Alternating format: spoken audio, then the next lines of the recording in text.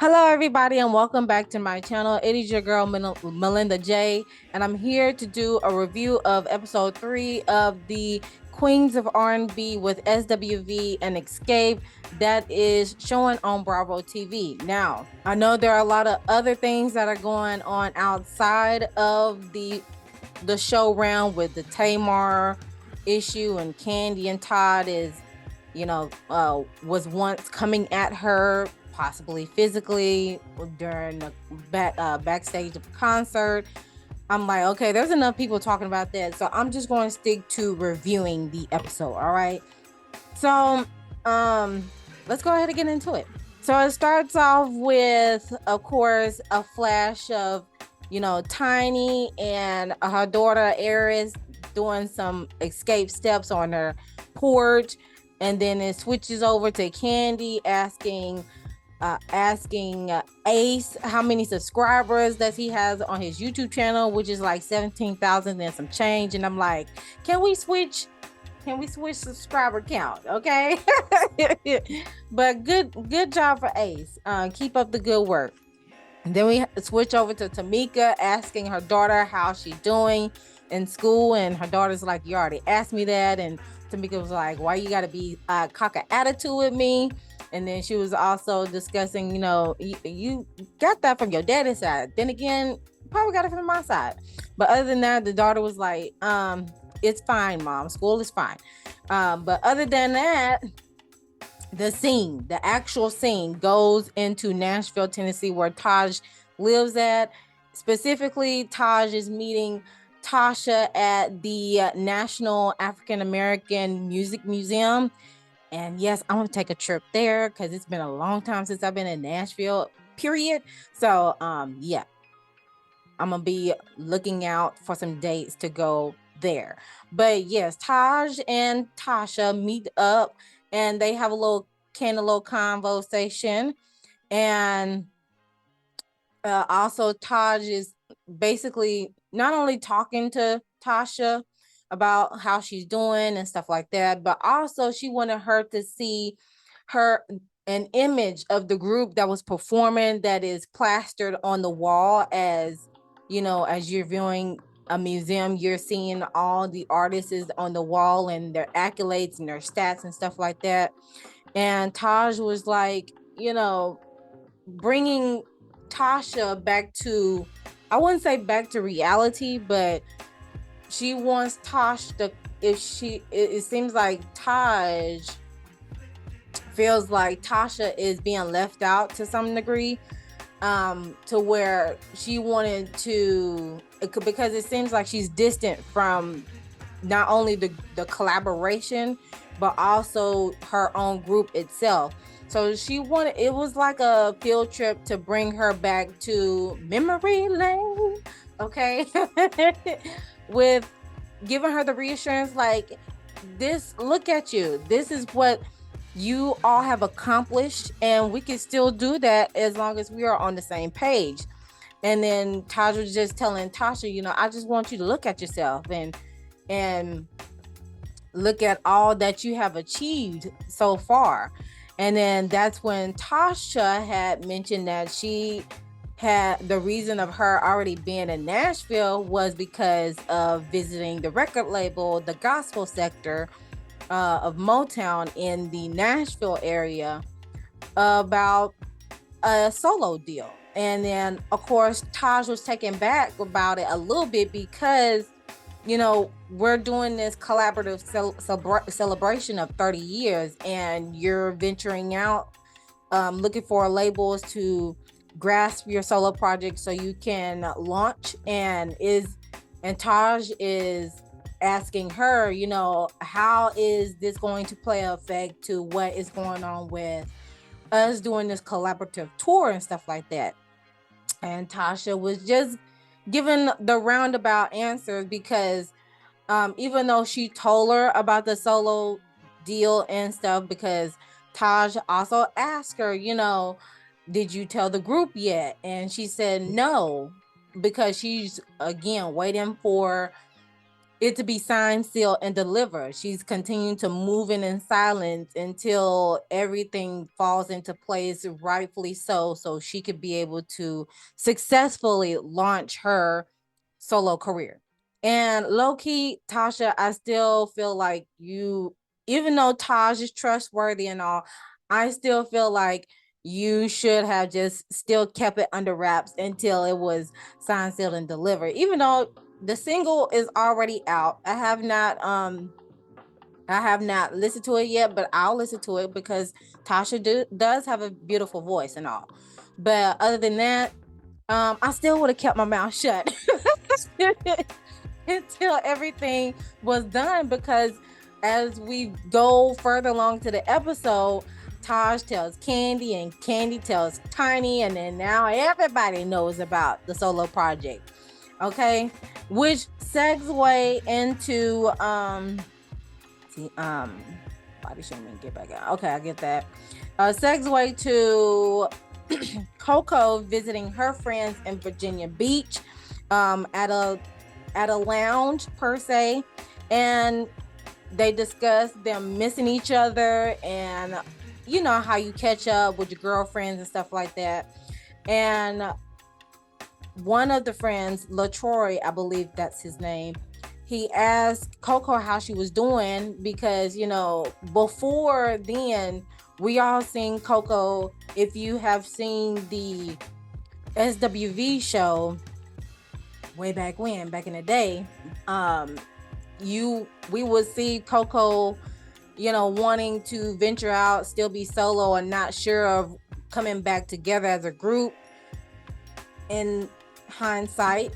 However, she did open up a little bit more about her mental health and how she had been diagnosed with bipolar depression. And let me just do a quick look up on that. Very well. So what is bipolar depression? Bipolar depression is a period of low mood, fatigue, and lack of motivation that someone with bipolar disorder may experience. And this explains a lot, because during the SWV show in general, I was like, Coco, girl, what is wrong with you? Like, this is a great opportunity for the group to come back together and do what needs to be done. Like, what's the tea? So this better explains it, of how she was then could have effect to, you know, how she is now that she has sought a doctor or a professional so she can be diagnosed properly. And now this time around in this show, she is good. Like, I'm loving Coco this season. I am really loving Coco in this season of the show. So to furthermore in this bipolar depression, bipolar disorder is a chronic mood disorder that affects close to 3% of people in the United States. This condition can cause people to experience severe fluctuations in mood, energy levels, concentration, thought patterns, and behavior. People with bipolar disorder have different types of mood episodes, says Amy Dermas, who is I look like she's a psychological doctor, or yeah. Okay, yeah. A licensed clinical psychologist and author of Understanding Bipolar Disorder. The different types of moods states includes depression, mania, hypomania, mixed, and euthymia. I hope I'm pronouncing that right. And of course, throughout this article, it explores the symptoms, causes, and diagnosis of bipolar depression, as well as some treatment and coping strategies that may be helpful. All right. And as you can see here, there is a list of the symptoms of bipolar depression, such as feeling sadness, emotional numbness and emptiness, feelings of hopelessness or worthlessness, and feelings of guilt or shame, and more. Okay.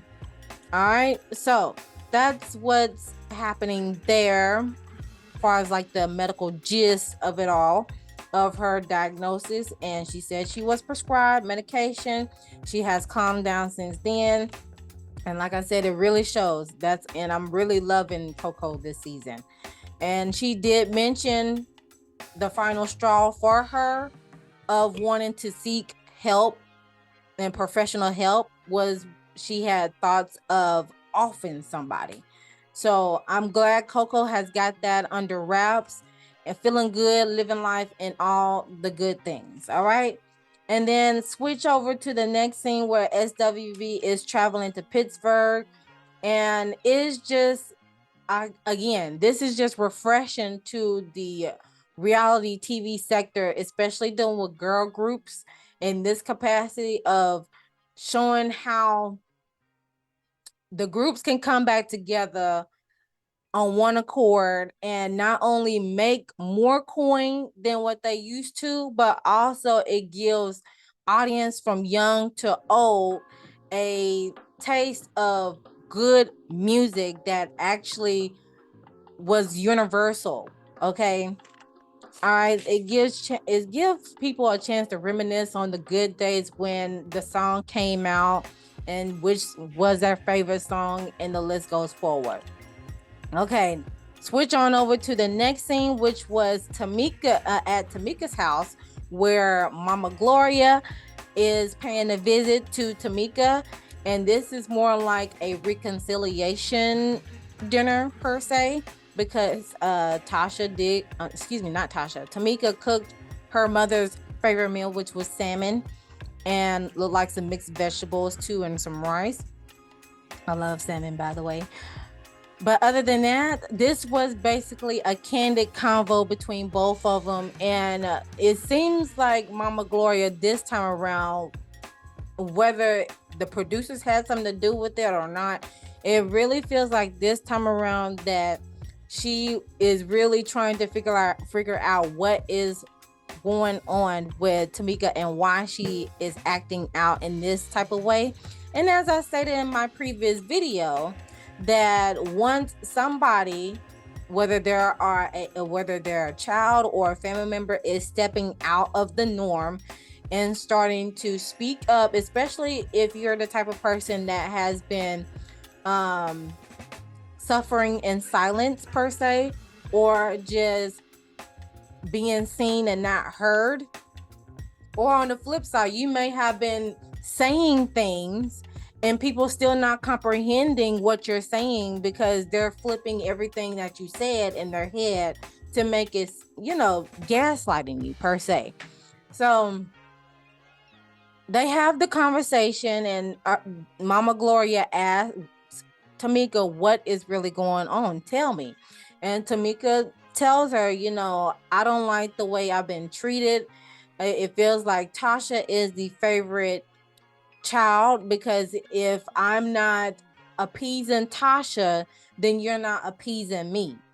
And I kind of peeped this game from the last episode of favoritism, and it can be a conscious thing and it can be an unconscious thing when it comes to parenting. However, it shouldn't go to the extent where one kid is feeling left out and the others is just able to do whatever they want to do and go about their business. Okay. Say for instance, for example, the oldest, I'm the eldest, technically the second eldest, but I'm the eldest that is living in the physical realm. The eldest has to deal with holding the house down while the parents are, gone working, or just need to have everything together, because basically whenever the parents are no longer living in the physical realm, then that's when the younger children are going to be looking up to the eldest for counsel and more, because they are basically the next line up from the parents. Okay, they're the next kin from the parents. And there is a such thing as elder I believe there is a such thing of eldest child syndrome, because we have to feel like we have to have our ish together, and we have to be able to establish boundaries within ourselves and with other people when we feel like we are stretching ourselves thin. Okay, so because it does feel like you have to maintain the house, you gotta cook, you gotta clean, you gotta have all these things together in place, go to school, go to college, make sure you have a good grades, all that. You may get the most butt whoopings out of all the other children compared to the youngest one. The parents are a little bit more lenient because they're up and older in age, as well as the middle child. The middle child is just going to struggle between the youngest and the oldest, and sometimes be feeling like the black sheep of the family. So, in a nutshell, Tamika just feels like she's the black sheep, because if she's not appeasing her older sister, then she's not appeasing the mom. And so, and also she said Mama Gloria is not allowing Tamika to express herself as a individual solely and not associated with her sister. And so another thing that I peeped game on, see, my ear is ringing. Okay. But another thing that I peeped on ever since the first episode aired was, I was like, and this was every time Xscape came and did a meeting together, whether it was at Tiny's house or Candy's house or Candy's factory. I was like, why do I feel like there is a fifth member when there's only 4 members in the group? And I kid you not, I wrote this in my notes, y'all. I am not playing with y'all. I wrote this in my notes. Okay. See, these are all my notes from the last episode. Scribble, scrabble, and then I basically went in and, decluttered all the scribble, scrabble I had. But this right here, I hope y'all can see this, where it's circled. I said at the time, this was a meetup at Tiny's house with Tamika, Candy, Tiny, and Tasha. And then right underneath it, I said, I don't know why I keep waiting if there's a 5th person right here that needs to come and join the group.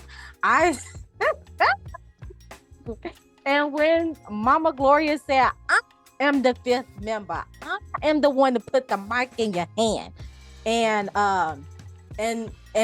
build y'all up to who y'all are, I was like, she is definitely giving like Mama Joyce and Miss Evelyn Braxton type of deal, type of thing, because I was like, oh my gosh, with her saying that I am the 5th member of Xscape, I was like, ding, ding, ding. Because every time Xscape was meeting separately at a location, I always had the feeling since the first episode aired, I was like, why do I feel like there is a 5th person that's supposed to be there, or just secretly wanting to be there, or just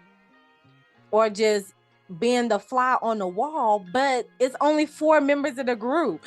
So with her saying that was all the confirmation I need, because she went on and said that when her daddy walked away from them and they had divorce, but when she had said that to Tamika, and I was like, well, does Tamika look like her dad? And then they showed the flashbacks of her and her dad, and they do look alike.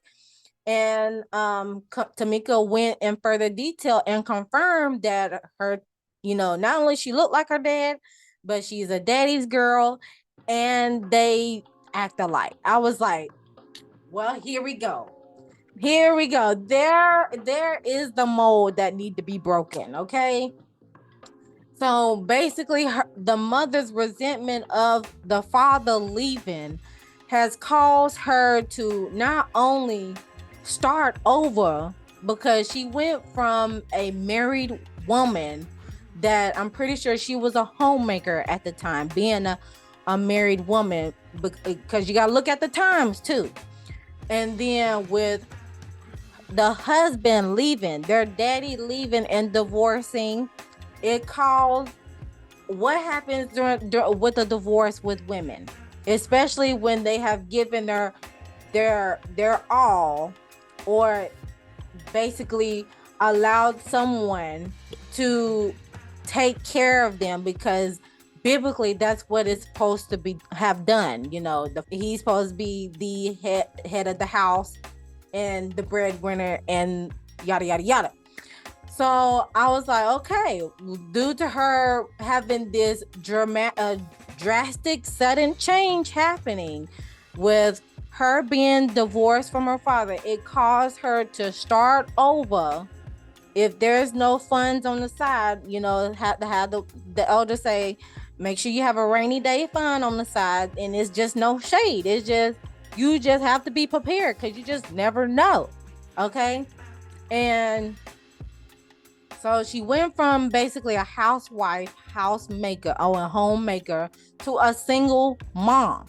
Okay, and having to start all over. And once you're in a divorce, or once you have been divorced, it is another stage of grief. Okay, and with the stages of grief, it's not a one all be all thing. Sometimes you go back and forth, back and forth, back and forth, until you finally accept things for what they are, because you can't change it.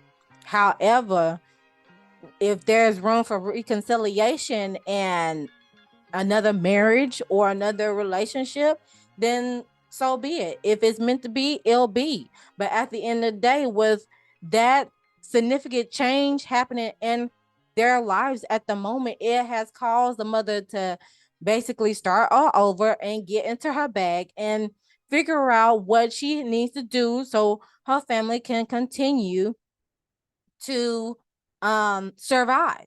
So basically the root foundation was broken, okay? And she had to rebuild it right back up. And yes, I'm pretty sure she has went through those periods where she has been in denial, she has been angered, she tried to bargain and all those type of things. But at the end of the day, if she has not accepted for what it is, then she's going to continue to be in that cycle. So I'm glad that they had that moment, each other by themselves alone, because that's what they needed. That's what Tamika needed.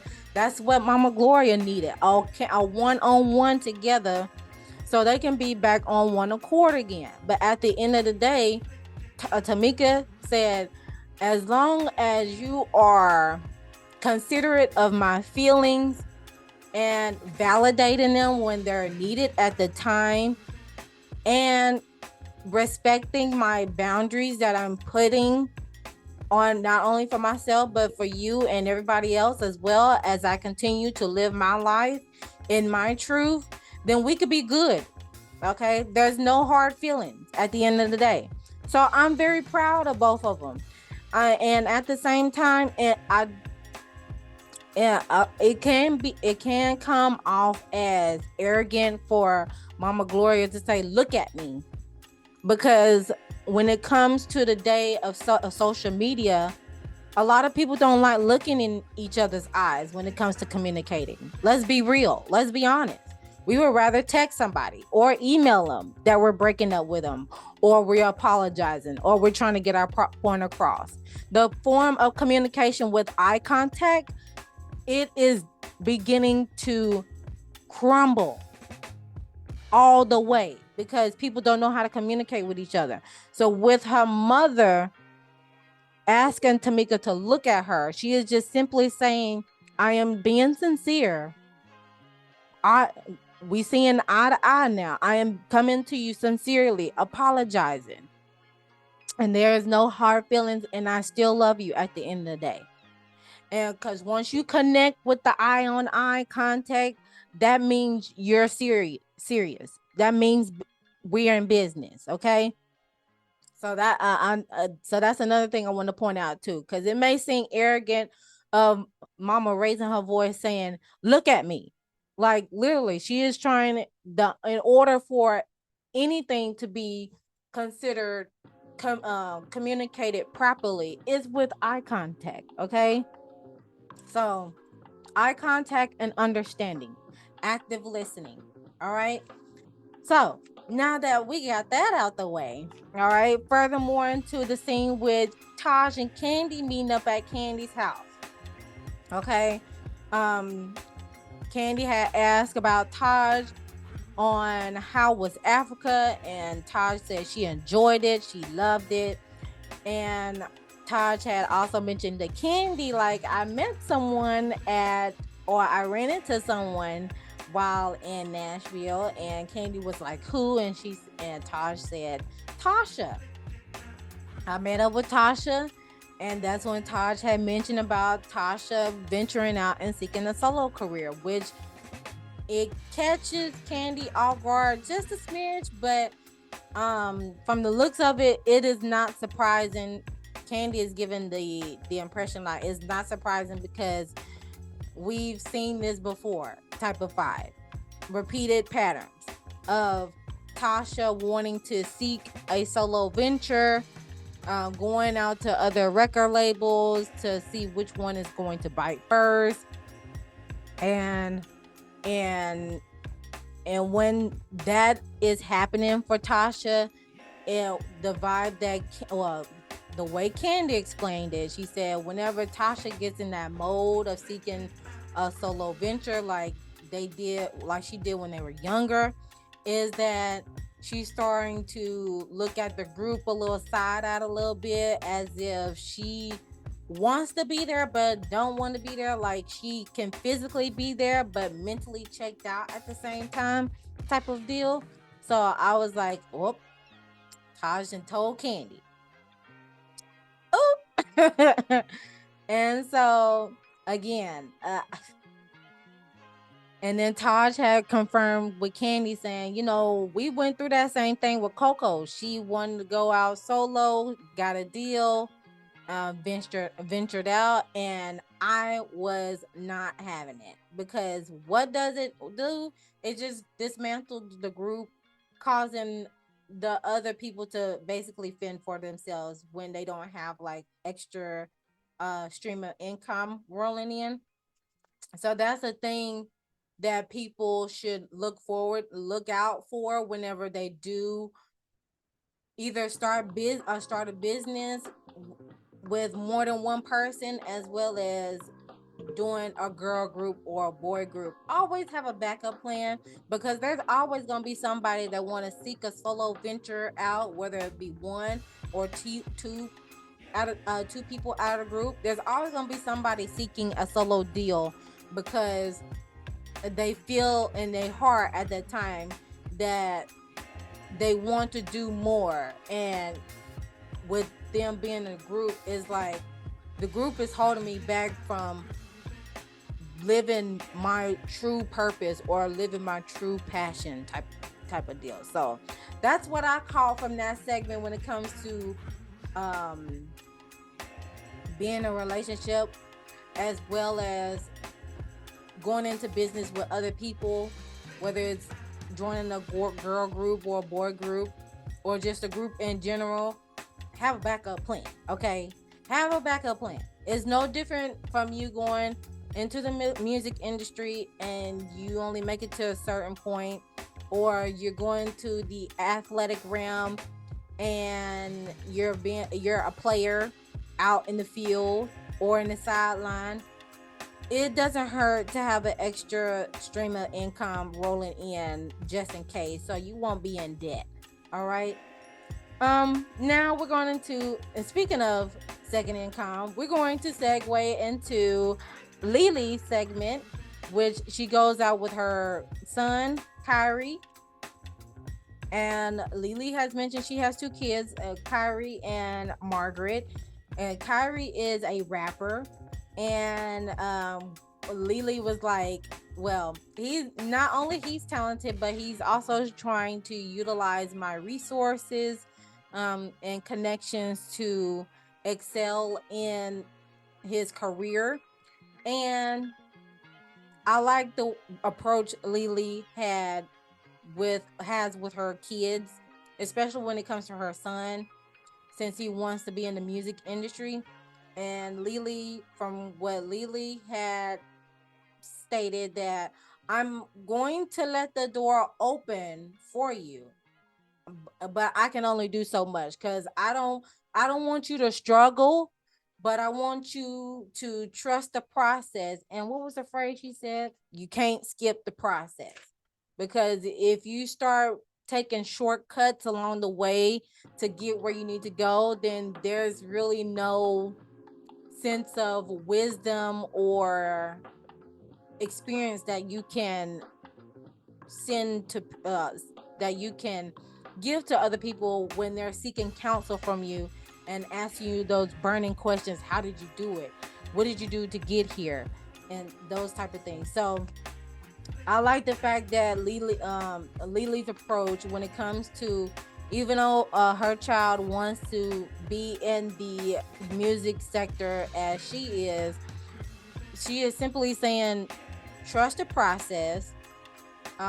Don't skip the process or take any shortcuts. And I'm going to open up the door for you, but you have to do the work to get where you need to go. Okay. I'm not going to let you struggle all the way, but you got to put in that work. Okay. So you can be able to have some reflective moments as people are interviewing you on asking those burning questions. Okay. Speaking of extra stream of income, she said she is working on an erotic book called Sister Hot. Okay. Because she said there is a market for erotic books out there. And I'm pretty sure it is, because come on now. I mean, people want to have a little bit of fantasy and role play to keep it spicy in the bedroom type of deal. So good job, good for Lily on that. She also went in depth about the breakup in 1998 of the group, of her not having no income and her living in a car and planning to end her life because of the circumstances that she was in. However, she made that choice to take back her life and go to school, get her GED. She got a job and she got her money up, and she was able to get her life back. And which I love Lily, y'all. I really do. I love all of them, but Lily, she is really like, it's nice to hear the another side of her, or just the backstory of the resilience that she has for herself. So shouts out to Lily, yo. And then finally, let's see. No, not finally. Okay, now we're going to segue with Tasha in the studio.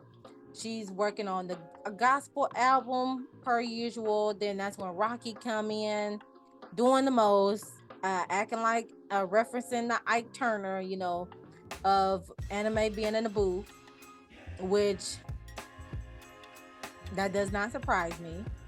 Anyways, they discuss about, you know, the meetup that's supposed to happen with SWV and Xscape, and he asked her about, did she mention to Xscape that you're about to go solo? And she's like, no, I'm just still waiting for everything to be signed, sealed, and delivered. Okay. And continue to move in silence, even though everybody knows by now. But other than that, Rocky was like, okay, since there is a rehearsal that is happening, or just a roundup session with SWV, maybe you do need to just go on over there and take the mic and show and let them know who you really are, like really gassing her up and stuff. And it's good to gas your partner up, but don't gas them up to where it gets a little arrogant and egotistical at the same time. But yeah, that's just my little 2 cents on that part right there. Furthermore, with J. Michael, aka Jalen, he is basically, before his mama Coco interrupted his video, he was basically letting his audience know what the dealio is doing about his song that he was going to do and stuff like that. And then that's when Coco comes in, interrupting his filming, and he just ended the video there. But they get on the couch and they talk about school because he is supposed to go to the school of dentistry to be a dentist.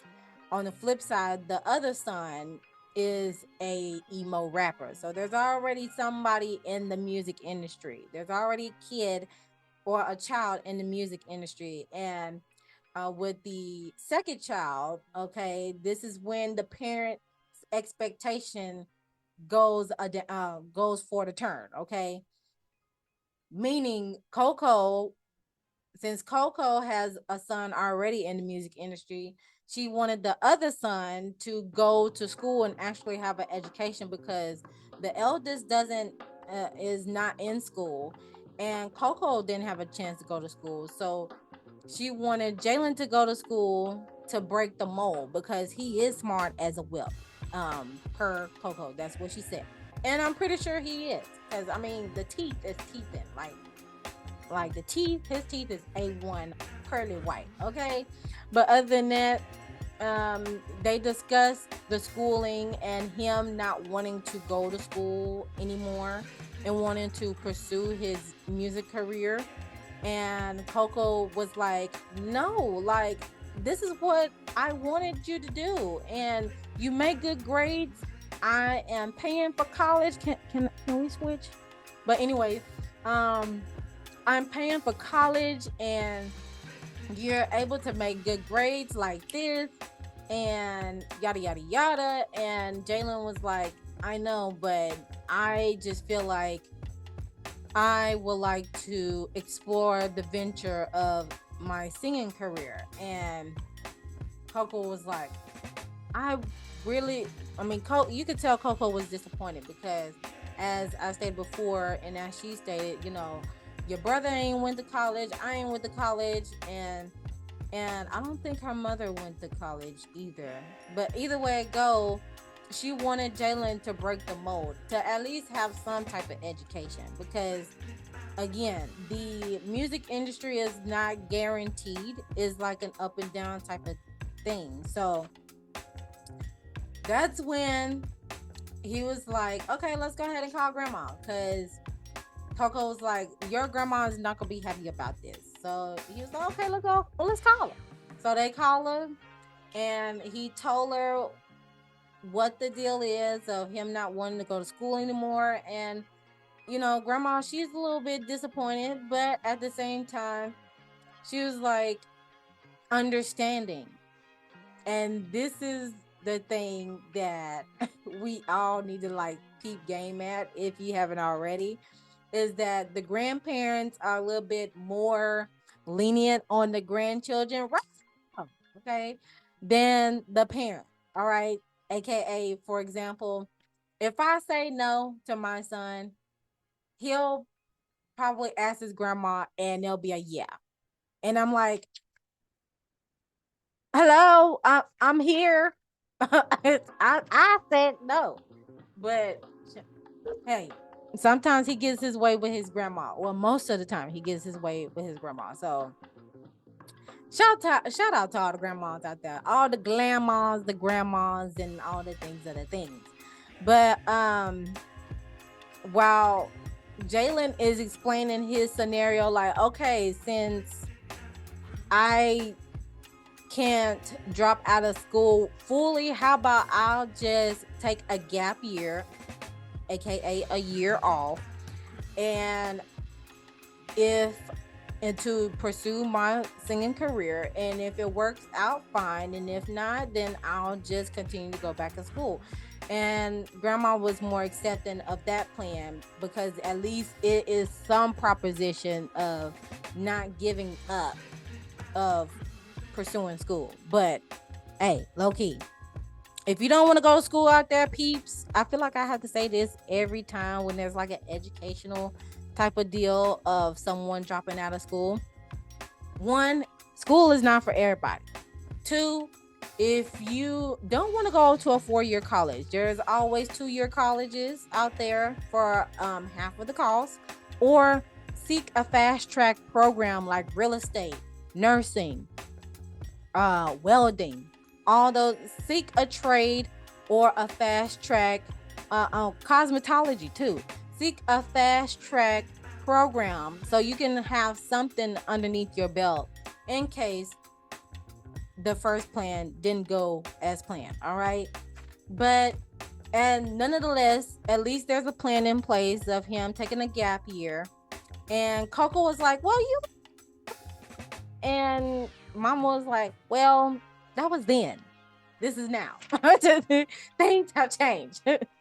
But again, that goes the dynamic between the mother, the child, and the mother and the child, and then the child and the grandmother. Okay, so that just gives you the dynamics with the family dynamics. Comment down below if you relate to those type of dynamics. Okay, when your mama say no, you go to your grandma and she say yeah. All right. Finally, in the review is the meetup at the SWV rehearsal. They are wrapping up, and Xscape is coming to the rehearsal as well.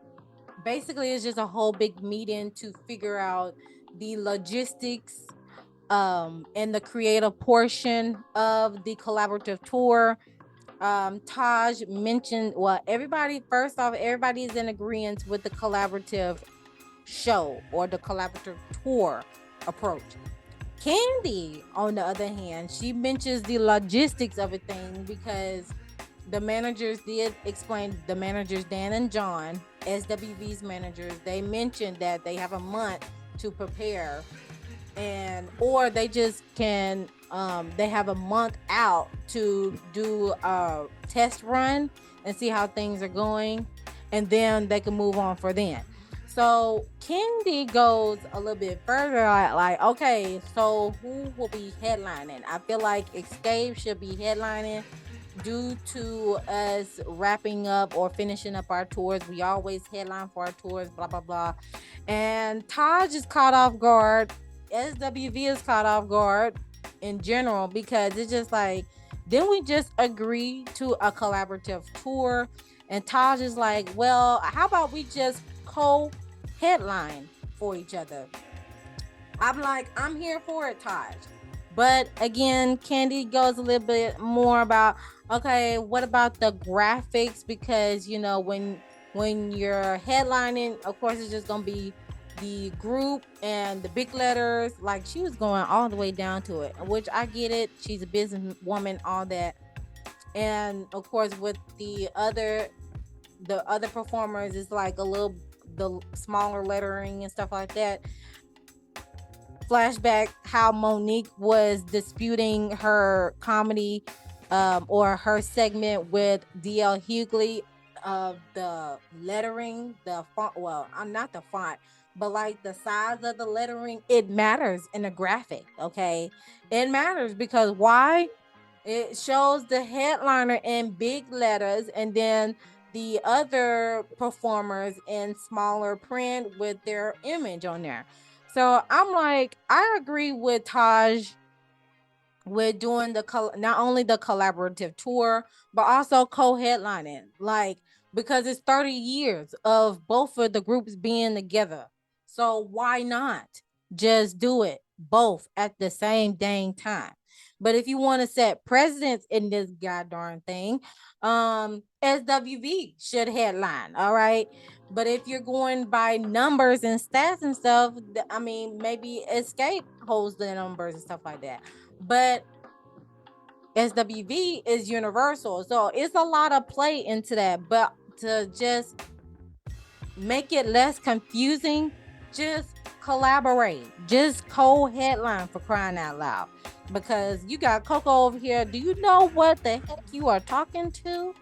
Like, we paid the way for y'all to come in, and you talking about headlining.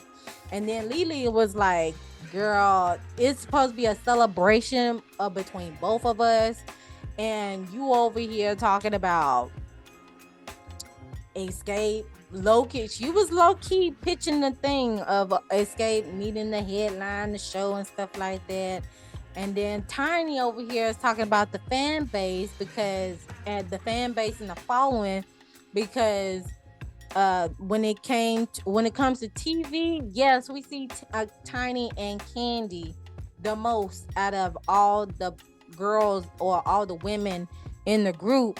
However, I didn't know about Tiny, and I didn't know about Tiny until T.I. came along, possibly. And I didn't know about Candy until she came on with Real Housewives of Atlanta. And then when my mother was telling me about, hey, they used to be in a group in Xscape, and I explored their music, I was like, oh. But I was still a youngin' at the time when Xscape and SWV. When SWV started, I mean, I was probably just came out the womb then. But other than that, or still developing. But with both of them being in the same realm, yes. Like, I was a youngin. I was a baby and a youngin as their success was going. And then I was in elementary school by the time SWV cut the cord, and was probably I was still in elementary school when Xscape cut the cord too. So it's just like, at the end of the day, just headline, for crying out loud. Comment down below if y'all agree. Um, should Xscape headline? Should SWV headline? Should both of them headline? Like, I want to hear your thoughts in the comment section below, and or any other topics that I talked about in this review, and how we all can learn from our favorite stars per se. But other than that, we finna figure out probably within the next couple of episodes on what's gonna happen, because we are in the middle of the season and we're only have 3 episodes left. And let's go ahead and start picking up steam for the next season, because I'm be here for that as well. Because I feel like we're gonna be hit with a cliffhanger at the end of the day. So with that being said, that is all my review for the Queens and R&B show with SWV and Xscape. I thank you all for tuning in. Be sure to leave a comment down below your thoughts, and I'll see you guys in the next one.